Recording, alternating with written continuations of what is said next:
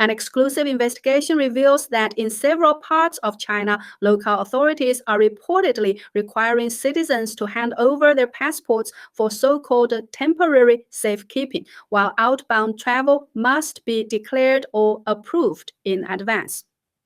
The measures, confirmed by residents in multiple provinces, have no publicly released legal basis.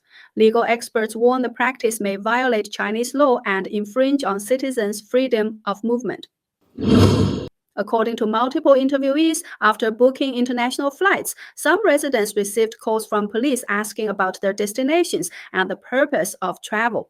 A Chinese national who has lived overseas for years disclosed on social media that officials in Gansu province required residents to surrender their passports for temporary custody, with overseas travel subject to prior reporting and approval. Despite having lived abroad for many years, the individual said they were still included in the policy. No clear legal basis or time limit was provided. Reporters were unable to find any official notice or legal document issued by local authorities regarding the measure.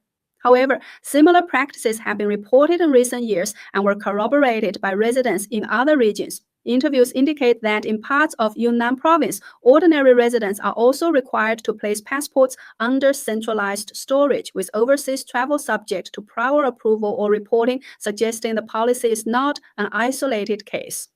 In Sunyi City in Guizhou province, a resident told reporters that people who frequently travel to the United States, Europe, or Japan were recently asked to surrender their passports. Some were later questioned by local police after returning from abroad. Others said that to travel again, they must first apply through neighborhood offices. Local officials' passports, the resident added, had already been handed in last year. Residents described notifications coming directly from police stations or neighborhood committees. In some areas, passport information is registered, but no duration or legal grounds are specified.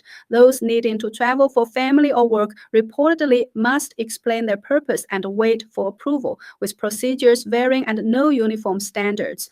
A resident in Guiyang City said police conduct background checks and may call anyone who books an international flight to question their intentions. Under current Chinese law, passports are legal personal documents and may not be unlawfully withheld. Only courts, procuratoriats, or public security organs handling specific cases may lawfully seize passports. A lawyer in Wuhan said blanket requirements for ordinary residents to surrender passports clearly approach legal red lines, warning that without explicit legal authority, conditions, and procedures, such measures risk serious legitimacy disputes.